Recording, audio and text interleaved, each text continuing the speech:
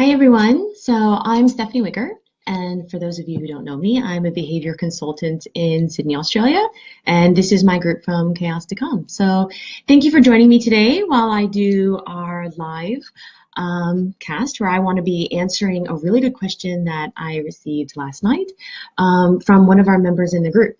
So initially, when I set up doing this video, I wanted to answer quite a few questions that I've received over the week. But what I found was that if I just focus on answering this one question thoroughly, I think it'll be really beneficial for a lot of people. So now, if you do have your questions, please just comment them below, or you can send me a message anytime, and I will answer those as soon as I can. But what I really wanted to focus on today was this one question, because let me just explain what happened. So I was talking to this member of the group, and I was just asking her like how things were going, and if she was enjoying some of the content that I've been sharing recently. And she actually mentioned I have so much respect for her. She's very open. She's very honest with me. I've known her for a long time. And essentially what she said was that I don't know if we still see eye to eye, because a lot of the content that you talk about revolves around punishment, whereas I don't use punishment very often with my children. So she has 2 kids. So she felt like maybe my message was conflicting a bit with how she wanted her parenting approach to be. So she really wanted to focus on connections, the child's motivation, and getting internal choices rather than external choices, as in coercion and coaxing.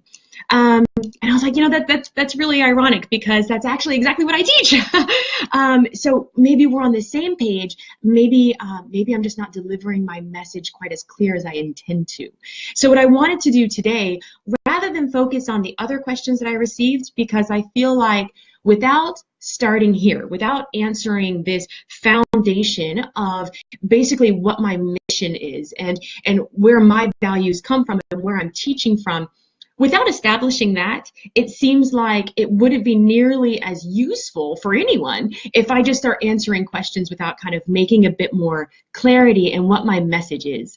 So what I want to do today is answer 4 things, and I've written them in the actual status post. That's to keep me on track, because otherwise I'm going to forget what I'm talking about. Because anyone who's been in this group for a while will know that going live is weird, and I just don't like it very much. So I need notes to keep me on track. So if I seem to be like staring over to the side or looking at my notebook, that's why. I'm just trying to make sure I'm covering everything that I wanted to talk about today. All right, so basically, and I'm growing my bangs out, so this is a bit of a hot mess, isn't it? All right. Okay, so the first thing that I want to look at is why I teach punishment. So this is kind of a taboo subject right now.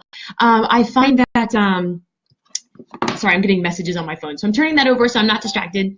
I find that currently the parenting experts that I follow, like the parent coaches and things like that, like all these online wonderful parenting blogs, I'm very interested in following them and keeping up to date with what kind of like, I guess what's really popular right now, what's going around right now. And I do find a common trend. I find that a lot of parenting experts don't talk about punishment. So they might talk about what to do and how children should behave and what to do, but they don't necessarily break it down in how to do it. Now, see, this is how my page you'll find is very different.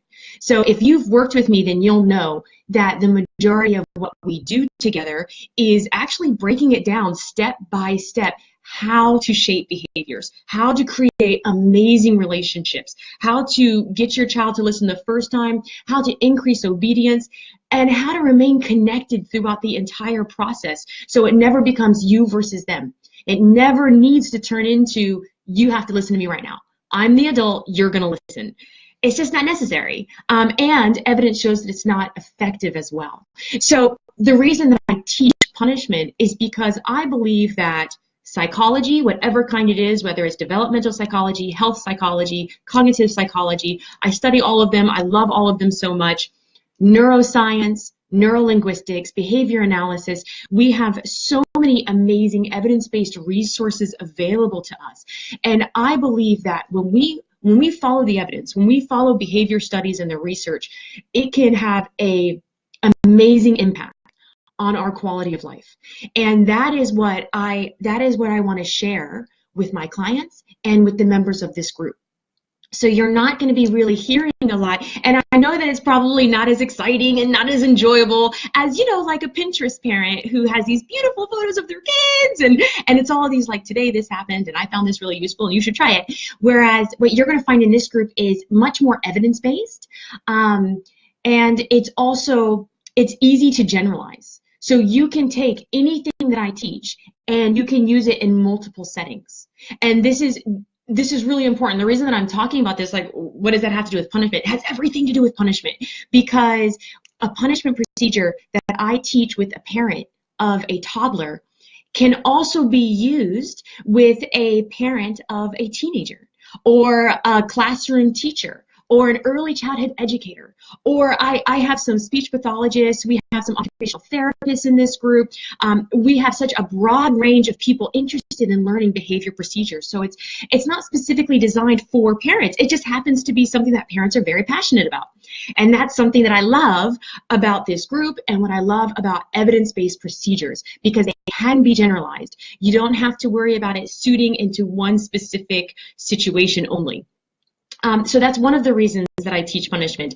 The other reason I teach punishment is because when we go down that avenue, okay, so when we start following evidence-based procedures, behavior studies, psychology, when you actually look at modern psychology studies, okay, so research-based methods, and you look at the definition for punishment, you're going to find a very different punishment than what might be in the dictionary, for example, or what might be in a blog post. Okay, so the definition in behavior science terms of punishment is any consequence that decreases the behavior. And I talk about this all the time, I know. And the reason I talk about this all the time is because I find that no one else is talking about it. Nobody else wants to kind of go there. I think that there's so many misconceptions that punishment is taboo, we should never discuss it, you should never use it, and we should be ashamed if we do use it. And I don't necessarily agree with all of those things. So maybe some of them, like when we use it ineffectively, when we use it as a fallback. And I'm going to get to that in just a minute, because I do want to talk about when punishment should be avoided, because I absolutely agree with that completely. So first, I just want to look at this definition, and then we'll move on to everything else that I want to say. But like I said, the definition of punishment is any consequence that decreases a behavior over time. So there's an example that I've used before that I really like, so I'm going to stick with it. So if someone is coming to my house, let's say a door-to-door salesman, and this happens to me a lot because I live in the inner west of Sydney. So any of you people out there who are in inner west Sydney, you know that they come a knocking or ringing the doorbell. And if you're home in the middle of the day, which I am because I support my clients most of the time through distance online, I'm at home a lot. So I do get people coming to my door, maybe selling things, maybe inviting me to an event, something like that, or doing a delivery. And what I find is if they're knock, if I wait and if I ignore the knocking and I just act like I'm not home, which I do all the time, then I have found that they give up and they go away. And that behavior of knocking decreases. Okay, now, according to psychology, according to behavior studies, according to science, which is what this is all about, according to evidence-based research, that is a punishment procedure. It's actually a negative punishment procedure because I'm removing something. I'm removing my response. I'm staying super quiet so they think I'm not home and they go away. Why am I talking about this? Why does this even matter? This matters. This is so important because it shows you that punishment is not me going outside and yelling at them. Punishment is not me sending a email to their boss saying, never send that person to my house again. Punishment is not me going outside and shaming him, bullying that person, hitting that person. None of those things are needed in order to define punishment in that situation. Matter of fact, my response is probably much more effective than any of those other responses of aggression, bullying, or shaming. Now, what often happens, though, is we define punishment as a shaming procedure, as I'm going to make you feel really bad about this so you don't do it again. But unfortunately, that actually doesn't work. Maybe like 8 out of 10 times, that that doesn't work. Now, some children, yeah, they will start to feel ashamed and guilty and bad about themselves, so they won't go near that behavior again. But what are they really learning? What skills are they building? Are they going to be able to cope with future challenges? Or are they just going to avoid things because it doesn't feel good? It didn't feel good to get in trouble, so I'm going to avoid throwing the Lego. I didn't like getting into timeout. I didn't like being sent to the principal's office, so I'm just going to keep my mouth shut, and I'm not going to yell. Okay, but what's replacing that? What coping procedures are they learning? Are they no longer yelling at their friends because they've learned how to self-soothe? And they're regulating and they're problem solving and they're reasoning? Or are they avoiding this behavior out of fear? And what happens, unfortunately, is when we rely heavily on punishment, and when we do use the encyclopedia or the dictionary definition of shaming and blaming and bullying a child into doing what you want, and we use coercion and coaxing to shape behavior, what you're going to find very quickly is, yeah, that child might listen. They might sit up straight. They might stop talking. But in the long term, have you set them up for success? And what's more than that, have you disconnected yourself? Are you creating a wedge between yourself and that child? And this is whether you are a teacher, a therapist, or a parent. It is relevant for everyone consistently dealing with behavior in kids. And by the way, behavior in everybody. This is one of the things that I absolutely love about modern psychology and behavior science, and why I'm so passionate about it is because, yes, these strategies are brilliant for kids. They are incredible. They can change your life. But what's more than that is they are wonderful for your interpersonal relationships as well. Do you want to shape your relationship with your partner, with your husband, with your wife, with your fiance, with a companion, whoever that person is? Do you want to have a stronger, better relationship with them? Guys, I'm telling you, this stuff will completely benefit. I shape the environment constantly. So like if I don't like my fiance saying the same joke all the time, it's not very funny, then I can easily shape it by using negative punishment procedures. And I know it sounds really bad. Sorry, honey. I know it sounds really bad, but it's true. Like, this stuff is absolutely incredible, and you can use it in so many other areas of your life. I just happen to work with kids. I've been working with kids for over 13 years. It's where I'm passionate. I love children, and I just find that that's just, my calling is to work with children and to work with people working with children. So anyway, I'm just letting you know that this stuff is absolutely incredible for all ages, and that is why I teach punishment, because I follow the evidence-based approach and because I can understand the difference. And I think that learning about punishment can only do you good. Even if you're like, you know what, this isn't for me. I understand that you're using evidence-based procedures, but I'm just going to stick with what I read in this blog post instead. I think that this will work better. This suits me better. Then do that. I'm all for that, because at the end of the day, it's going to come down to our style, our parenting style, our personality styles. However, I just want you to notice that even when we say, oh, I'm not going to do that, I'm going to stay away from that, what we tend to find is that we are actually using it. It's just a different language, or it's just a different style, or it's just a different presentation of the exact same thing. So if your child is nagging you all the time, and you read in a blog post that says, answer them once, and then, oh, that's it, asked and answered, and that's all you say, asked and answered. This is something that I teach all of my clients. I absolutely love it. It's a really handy trick if you find that your children are nagging you a lot, maybe not taking your word very seriously and trying to get you to change your mind, right? It turns into an argument. Rather than that, we just stay silent and we simply say, asked and answered. Just like that. We continue smiling. We don't need to yell at them. We don't need to, none of those kinds of things that might evoke disconnection between them. It's a wonderful approach.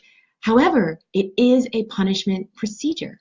It's a negative punishment procedure because you are removing the attention and you are removing all of that response that actually might evoke more nagging and might evoke an argument, right? So even though it sounds like I don't use punishment, I'm just doing this, according to psychology and behavior studies, that is a punishment procedure. And I just want to share that that's not a bad thing. It's not good or bad. It's effective. It's amazing. Anyway, so, all right. So that is why I teach punishment, because I follow the evidence. All right. So the second thing that I want to talk, how to use punishment. Okay. So this is also very important. I always say everything's incredibly important. Sorry I say that so much. I just get so excited. I think it's all important. So when it comes to using punishment, all right, so if you want punishment to be effective, then it cannot be our fallback. It cannot be what we are always using. Well, I just ignore everybody all the time. Of course that's not going to work, right? So punishment is one piece of a much bigger behavior puzzle. Okay, so the behavior puzzle, it's going to include many things. However, the three big things that I always focus on with my clients, punishment is like the smallest. Punishment is like, yeah, we use that, but we really focus on this. And the reason that I talk about punishment so much is not because we should be using it all the time and constantly.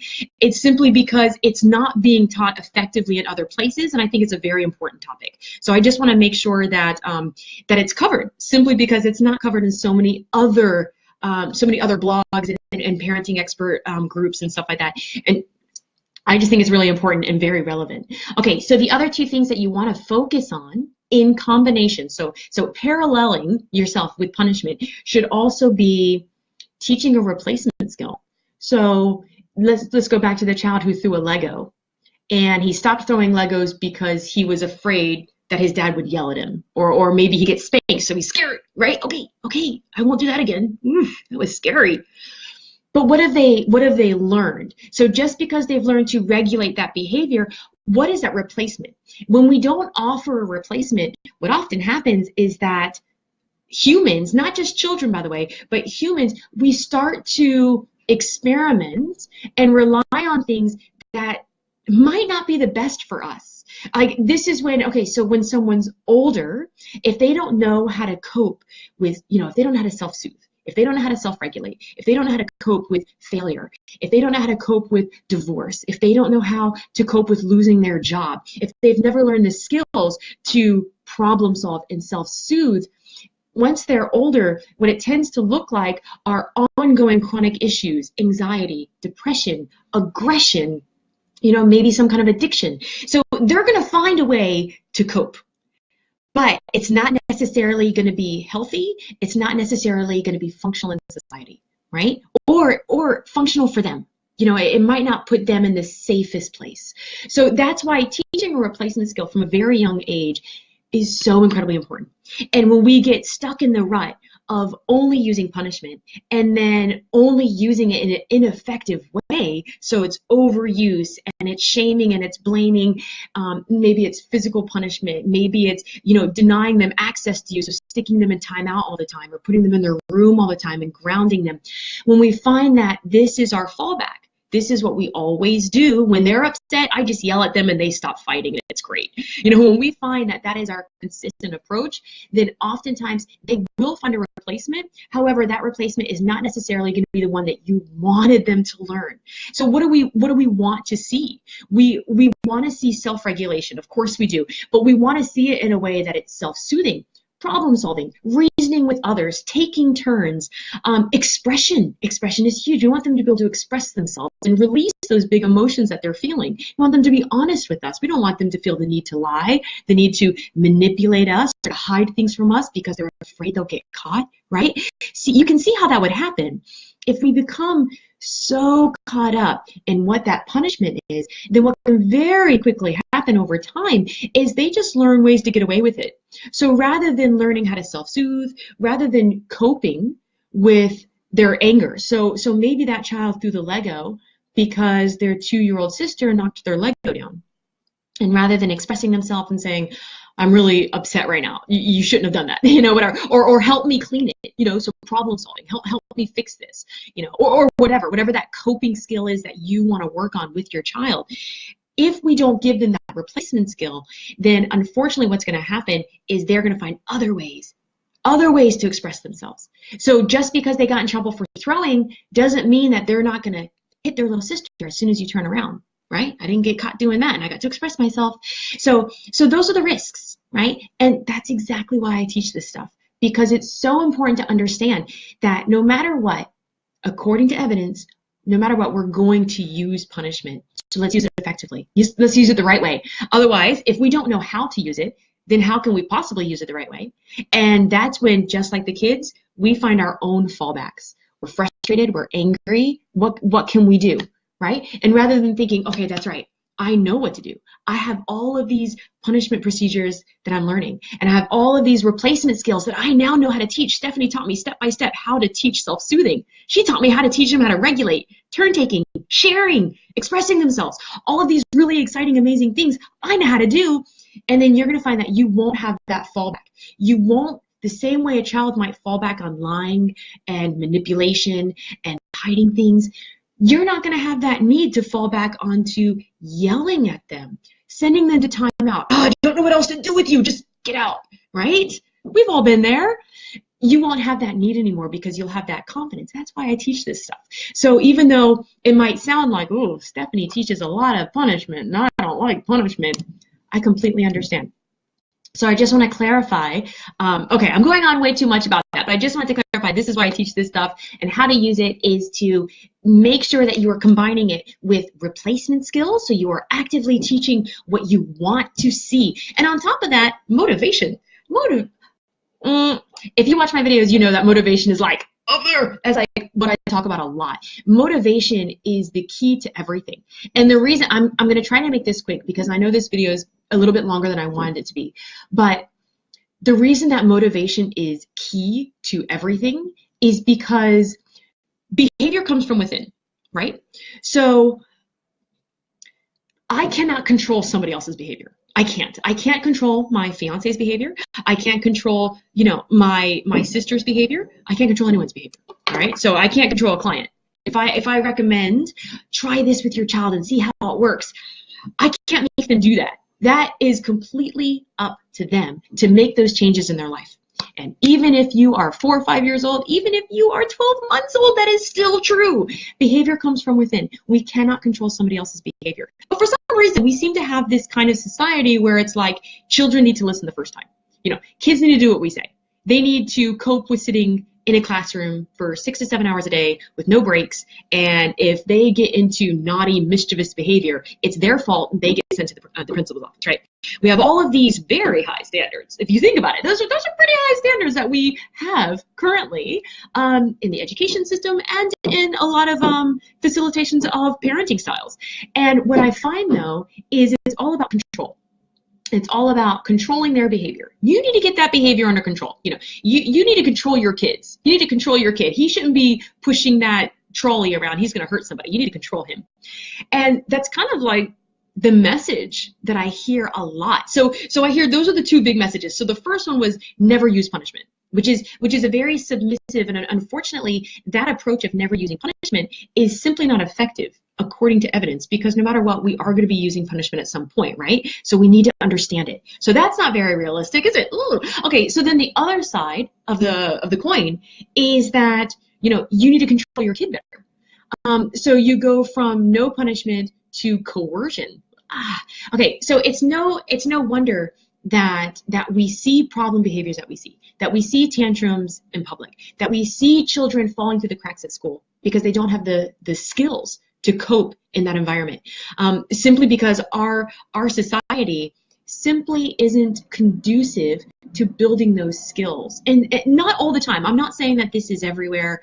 It's just a common thread that I see, which is exactly why I'm so passionate about teaching this stuff and why it's so important to me that I talk about it a lot, which is why I'm talking way too much about this, but it is really important. And it's also really exciting and interesting because knowing that you can shape behavior without yelling at a kid, knowing that you can actually focus on strengthening your relationship, and your relationship will shape that behavior. That's like music to my ears. That's like the best thing I've ever heard.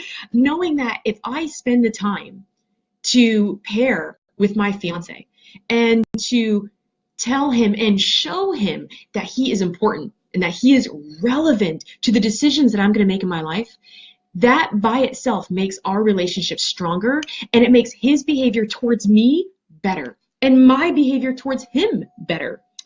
These bangs, come on guys. All right. I'm growing my fringe out because I have I have my wedding coming up in a few months. So I'm trying to grow these out. And of course, all I can see is a big old video of me and my bangs, and they're horrible. So anyway, so sorry that my hair has been a bit of a mess in my last few videos. That's why. It's because I'm trying to grow it out, get as long as I can, so I have options on my wedding day. I'm sure some of you guys know what I'm talking about. Okay, so the next thing that I want to talk about is when should punishment be avoided? Now, I kind of touched on this a little bit earlier. So, all right, there's many times that punishment should be avoided, but I think the two biggest times that punishment should be avoided is one, when it's the fallback. When I don't know what else to do, so I'm just going to yell at you. I don't know what else to do, so go to your room. If we're using punishment as our consistent fallback simply because we don't have any better options, then yeah, you know what? In that case, go learn something new, right? Go try something else. Be adaptive. Regulate yourself like you want your kids to, be flexible, try new things. Children need that flexibility. They need the compromise. They need to be part of the decision-making process so they feel empowered. As soon as you start to involve them in decisions, all kinds of decisions, even, by the way, even punishment procedure decisions, you can involve your wonderful child and your wonderful classroom. And what you're going to find is when you do that, their need to lie, their need to act out, their needs are met so well that they no longer need to do any of those things. And it's pretty brilliant. It's incredible. So, all right. So that's the first thing, is when we don't know what else to do, so we use punishment, that's most likely the time that we should not be using it. Okay? Because unless you have a plan, unless you know this is what she said to do, or this is what I read, and this, I know this is evidence-based and I'm going to use that, go for it. You know what I mean? Have the confidence to use it. However, if you are just using the same punishment over and over and over again, if you're just yelling at your kids every time they fight, stop fighting, right? And then they stop. Dad yelling is intimidating, or whatever, mom or grandma, whoever it is, teacher of the classroom, absolutely, oh, I don't want to get lectured again, or I don't want to get sent to the principal's office again, so they might stop temporarily, but remember we talked about those long-term consequences to not teaching replacement effectively.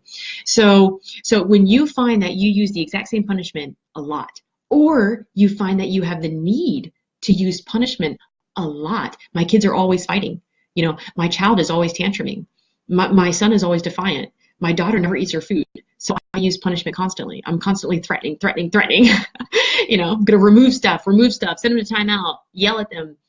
If you find that that's the consistent thread that you have going, then I think my first recommendation would be stop using punishment. Cut it out. Cut it out. Just stop it completely. Focus on motivation. Focus on replacement.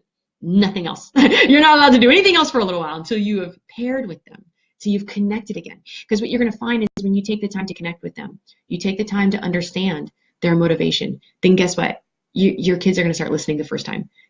Those children in the classroom, they're going to sit down in group time and they're going to want to be part of the conversation and the lesson. They're going to initiate tasks because getting that social praise from you feels so good. So anyway, so there's so many wonderful, healthy, lovely alternatives to using punishment as a constant fallback that it's not even necessary. And I just want to encourage you to rethink it. So anyway, so that's the number one time that you should just avoid punishment altogether. When you find that you're using it all the time and it's your fallback because you don't know what else to do. All right. So the second time that I would recommend avoiding punishment is when you have this emotional need to get even. If you feel like, oh, you will stop yelling at me, right? You will always yell when we go to the shops. So you have this, if you ever find that you're in that position where you have that need to express your anger and your frustration, then there needs to be a healthier outlet. This way you're not disconnecting from that child in that moment. So those are the two times that we should avoid punishment. I talk about that a lot with my clients. So if you want to learn more, please just comment below or pop me a message and we can have a chat. Because this is something that I love talking about, and I just get very, very, I get passionate and I get excited about it because it's so important, and it is absolutely life-changing. Like your family, like right now you might feel like, oh, we argue all the time and the kids are always fighting and it's just really exhausting and I'm just really tired all the time and I don't look forward to coming home anymore because the kids are fighting so much. You will go from that to absolutely thriving and having the most amazing relationships in your house. And we're talking about like a couple days, not even like it takes a couple months and blah, blah, blah, blah. It takes a couple years. Not at all. These strategies work immediately. And once they become your habit, you're going to find that your kids' habits are going to change as well. So as soon as you are ready to take action and you're ready to start regulating these decisions based on your emotions and how you're feeling in the moment, which is what we want our kids to do, right? When you're ready to take action, let me know. All right? Because I'll work with you because it's exciting. Okay. So that is when not to use punishment, or basically when to avoid it, is those 2 times. So the last thing that I have written down is how can I know if punishment is working? And that's simple. If you don't have to use it anymore. Okay. Now, punishment is going to be an ongoing part of any relationship. Okay. So any interpersonal relationship, you are constantly going to be increasing and decreasing behavior as you go. You know, whether this is with a child or whether this is with, you know, some coworkers, your partner, your spouse, it doesn't matter. Anyone that you have a relationship with, you will be using these strategies. You might not realize that you're using them. Oftentimes we use punishment and reinforcement all the time without even knowing that what we're doing actually has a behavior, you know, research behind all of it, right? And we just don't realize that. So anyway, so these are things that you're going to be using ongoing. So how to know if it's effective is if you can fade it out. Okay, so if you're using the same punishment, and this kind of touches on what we just talked about. If you use the same punishment every single day, if you find that I'm not able to fade this out because my kids are still fighting, you know, I'm not able to fade this out because my child is still tantruming at the shops. Well, in that case, it's time to adapt. It's time to change it up again, reassess a little bit, and try something new. That's when we need to be flexible. But the way to know if your punishment has been effective is that behavior decreases, right? Because that's the definition of punishment. So the behavior decreases, and we no longer need to use it. It really just fades out, and we only use it every once in a while. Every once in a while, I might shape a behavior here and there, but ultimately, I never use it. That is always my goal with all of my clients. So the same way that should be anyone's goal who's working with students or children or you know, sons and daughters, whatever that relationship is, our goal should always be to fade that out. And it's funny because one of the first things that I say in my initial sessions with clients is that, look, you know, we have an 8-week package that we're going to be working together through, but by the end of it, my goal is for you to be like, we're good. We no longer need you. We no longer need your services. We have learned everything we can, and our life has changed, and we no longer need you. Like, I think that should be almost everyone's goal, is that anyone who works in any kind of service, I guess, is to no longer be needed. So my goal is always to work my way out of a job. As weird as that might sound, I say that to my school staffs as well. So when I'm doing like a staff training in a primary school or in a daycare, wherever I am, I always tell them my goal is to no longer be needed. So the day that you guys are like, thank you so much, Steph, I think we're good. That's when I know I've done my job. And punishment is the exact same thing. So when you find that you can fade it out and those behaviors are staying decreased, they're staying low, those problem behaviors, I should specify, anything that is interrupting their development or whatever, right? That's the definition of a problem behavior, by the way. A problem behavior is not just something that annoys us or frustrates us, even though they might. That's not actually the definition of a problem behavior. So anything that disrupts their development, anything that stagnates their development, interrupts their learning processes, that could be considered a problem behavior. And those are the behaviors that we're trying to shape so much, right? So again, sometimes it's just the way that we look at things. So rather than thinking, you know, my child nagging me, yeah, that's annoying, but is that really a problem behavior or is it just an annoying behavior? But that's something that I talk about a little bit more in my videos. So if you want to learn more about when to use punishment and what behaviors to use it with and all that kind of stuff, then you should really check out my video series because it's incredible, because it has all of this stuff in it. So we talk about consequential behaviors versus non-consequential behaviors, when to use punishment, punishment, when not to, exactly how to use it. All of that stuff is in there, because the key to all of this, though, is always going to be relationship building. So if you feel like, oh, I don't know, I don't want to use punishment, then please remember that we're talking like 80 to 90% of the time, our focus is on relationship. So if you haven't watched my video, I posted a video, I think it was last week, and it was why don't kids listen? The number one reason was disconnection.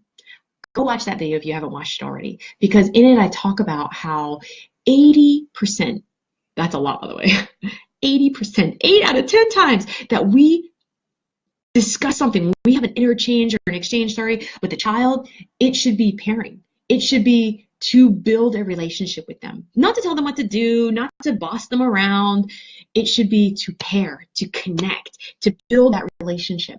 So even though it does sound like I give a lot of attention to punishment, 80% of the time we are focusing on relationship. And the reason that I talk about punishment so much is simply because we're all using it, and it's so important to clarify these things in order for it to be effective and to hopefully give you the relationship that you really want to have with your kids. Okay, so I've talked about punishment so much, and if you haven't been here from the start, basically I answered these 4 questions that I have to the right. This question was brought to me last night from a member of our group who I've known for a long time, and she was very concerned because she felt like, you talk about punishment all the time, and I do, and I think that there were some misconceptions as to what that is, what punishment is, and why I talk about it so much. So I just wanted to clarify, because I think that this is a very important topic. So what I've talked about in this video is why I teach punishment, how to use punishment, right? So how to combine it with other things. It's just a small piece of the puzzle. The next thing I talked about is when should punishment be avoided? And I said there are two times that punishment should be avoided. One, when it's the fallback. And when I don't know what else to do, so I'm going to use punishment. When you're in that state of mind, when you're in that state of thinking, that's when you should completely avoid punishment. Walk away. Bite your tongue and walk away. All right. So that's the first time that we should avoid punishment, is when we don't know what else to do. We're desperate, right? So that's actually probably the worst time, because that means that our state of mind we might not have the most clarity, right? Because we're desperate at that point. Okay, so if it's your fallback, and if you're using it every single day, every time you're with your child, oh, I'm always lecturing them, I'm always yelling at him, I'm always telling him what to do, I'm always rushing him and coercing him and coaxing him and bribing him and threatening him. In that case, just stop. Just give yourself a break, find some clarity, go watch one of my videos, come work with me, all right? And I'll help you out. All right, so the second time to not use punishment is when you're using it in a way to get even. Because you're having a very strong emotional reaction to a behavior. And in that case, I just want you to stop where you are and to really focus on your own thinking patterns. What meaning are you putting behind that behavior? My child is yelling at me, therefore he hates me. Right? What belief, what thought, what feeling are you connecting? Are you pairing with that behavior? Because that comes from us. That doesn't come from anyone else. That always comes from us. We define behavior so quickly based on our emotions, which isn't necessarily true, right? We can't trust our own emotional responses sometimes. They're not necessarily accurate. So anyway, if you want to know more about how to be able to self-regulate your emotional responses to behavior. If you find that, yeah, I'm a bit of an angry parent, or I yell much quicker than I mean to, or maybe I'm kind of sick of being a teacher because these kids just don't listen, and I'm always an emotional wreck in the classroom, and I get so mad at them because they won't just listen. They won't just sit down and do their work. If you find that that's you, then please check out the blog post that I shared, I want to say yesterday. I feel like I'm redirecting everybody, but that's because there is so much useful content. And if you don't know where to find my content, if you're like, oh, I'd love to read this stuff, but I don't know where it is, then will you please go check out the files section of this group? And you are going to find, when you click on files, you're going to see heaps of blog posts that I keep in there. I also have, like, if I find a question is like this question, super awesome. So thank you so much, Nicole, for sharing this question with me last night, because it gave me some clarity on what I really wanted to discuss today. And like I said, I am taking questions all day. So at any point, if you send me a question, I will make the time to answer you. I know that I've been getting messages. I'm sorry that I'm not responding to you guys. I will as soon as I can. I get a lot of questions in my inbox. And I think there's a strong sense of privacy and security. We don't really want to share those kinds of things with everybody, and I completely understand. So in that case, just send me an inbox, or you can message my business page as well if you want, which is Simply Kids. Okay, yeah, so check out the files if you are interested in reading any of the latest blog posts that I've been sharing. If you found this interesting, if you're ready to take the next step, you're like, all right, that's all great. I am so ready to learn more, right? If that's where you are, then book a free call with me. Let's have a chat. Let's talk about where you are right now with your relationship and where you want it to go. You know, how do you want the students in your classroom to listen to you? How do you want to increase engagement and motivation for learning in the classroom? Or maybe you're a parent and you're just finding that, oh, this is really difficult. My children fight a lot and they don't really listen to me, and it takes a long time just to get out the door to get to school because there are just a lot of non-compliance issues. Give me a call. Let's talk about how we can work together and how we can tackle these things, right? So I currently have a 8-week program that I'm very, very excited about. And by the end of this program, you are going to feel like an expert. People are going to be coming to you and be like, how did you do that? How do your kids listen to you so well? You are like Mary Poppins. Where'd that come from? I constantly get that feedback from my clients. You know, the teacher, my son's teacher, wants to know what I did differently at home because he's beautiful now at the preschool. So it's really exciting. It's so much fun because these, like I said, when you follow the evidence, when you follow psychology, behavior science, you know, neuroscience and neurolinguistics and behavior analysis, and I know that so many people are like, that is so boring.